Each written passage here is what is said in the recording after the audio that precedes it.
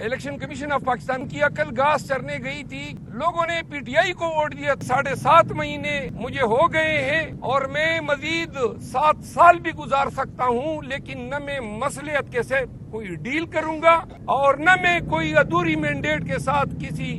شراکت حکومت کا حصہ بنوں گا. اتوار کے روز جو ہے خان نے پروٹیسٹ کی کال دی ہے اور اس دفعہ پروٹیسٹ مینڈیٹ چھیننے کے ساتھ ساتھ جو اہم پہلو ہے وہ الیکشن کمیشن کا کل کا انتہائی متنازع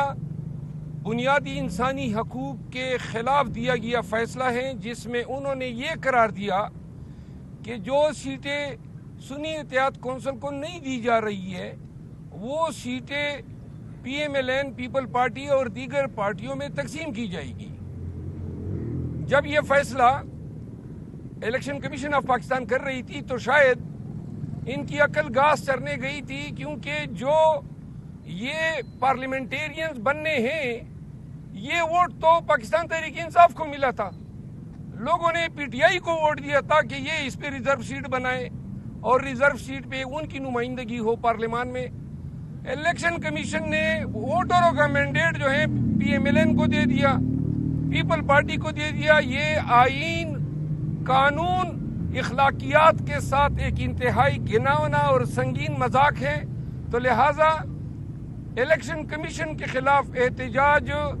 اس فیصلے کے خلاف اور مینڈیٹ کی چوری کے خلاف احتجاج جو ہے اتوار کے روز ہوگا.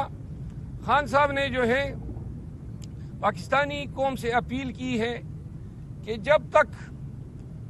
پاکستان کے وہ تمام مقتدر حلقے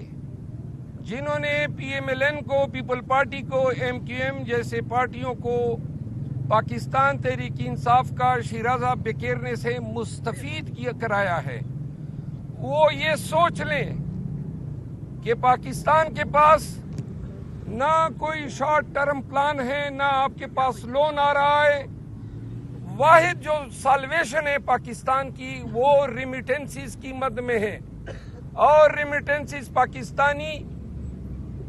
شہباز شریف، نواز شریف جو اپنی دولت باہر بھجوا رہے ہیں، ان کے دور حکومت میں انہوں نے پاکستان نہیں بھیجنی ہے. جو شخص ریمیٹنسز پاکستان میں لا سکتا ہے اور اس کڑی معاشی بدحالی میں پاکستان کو سہارا دے سکتا ہے، اس شخص کو انہوں نے بند کیا ہوا ہے. تو لہٰذا پاکستانی قوم اس سے آگاہ رہے کہ آئی ایم ایف کو لکھے گئے خط پہ جو بیانیہ پی ایم ایل این اور ان کے الائز جو ہیں ڈیولپ کر رہے ہیں کہ ڈیفالٹ کی شکل میں ذمہ داری پی ٹی آئی پہ ہوگی،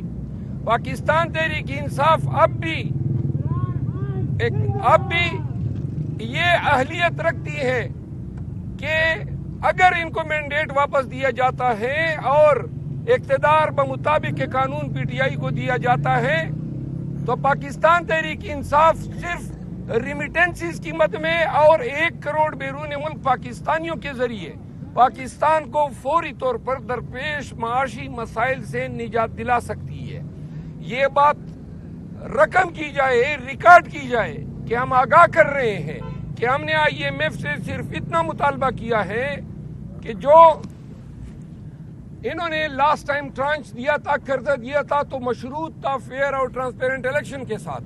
اور ہم نے کہا ہے کہ الیکشن کے پروسیس کو آپ دوبارہ جب یہ اس کا آڈٹ کرا دیں اور ساتھ میں اگر یہ واضح ہوتا ہے کہ حکومت لیجیٹیمیٹ ہے تو قرضہ دے دیں. ایک بات یہ ہوئی. دوسری بات جس پہ خان صاحب نے اپنے کنسرن کا اظہار کیا، ان کی اہل خانہ، ان کی وائف بشرا بی بی کو جو ہے قید تنہائی میں رکھا جا رہا ہے، ان کے ساتھ حکام کا رویہ جو ہے غیر انسانی ہے، بنیادی انسانی حقوق کی منافی ہے. لیکن خان صاحب نے اس عزم کا اعادہ کیا کہ 7.5 مہینے مجھے ہو گئے ہیں اور میں مزید 7 سال بھی گزار سکتا ہوں، لیکن نہ میں مصلحت کے ساتھ کوئی ڈیل کروں گا اور نہ میں کوئی ادھوری مینڈیٹ کے ساتھ کسی شراکت حکومت کا حصہ بنوں گا. تیسری بات یہ ہے جو آپ کے وساطت سے بتانی ہے. عاطف خان صاحب ہمارے سینئر لیڈر ہیں پاکستان تحریک انصاف کے، اور شاہ رام ترقی صاحب کو پارلیمان میں ان کو ایک کلیدی کردار کے حوالے سے ذمہ داریاں تفویض کی ہیں.